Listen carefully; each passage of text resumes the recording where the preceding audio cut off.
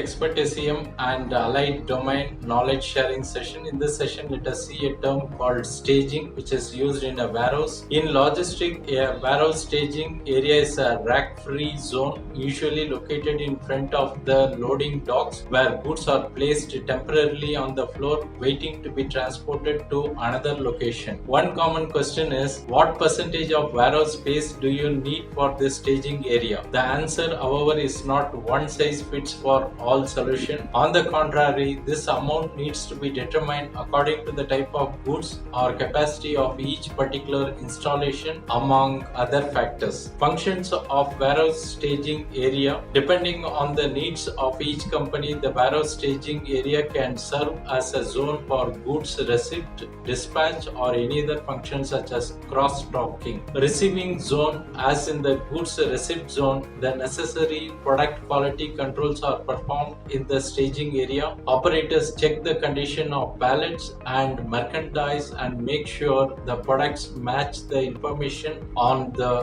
order documentation. Automated warehouse offer more efficient alternatives in this regard, especially in installation with a high number of cycles. Considering the dispatch zone, companies usually use staging areas as a dispatch zone with the aim of sorting goods by order or transportation route and then loading them onto truck with the help of handling equipment. The incorporation of technology such as a live roller conveyor for sorting goods to be dispatched adds extra efficiency to the manual work. Additionally, automated loading docks can be installed to load the trucks in a way that is autonomous, agile, and error-free. Thanks for watching. Bye.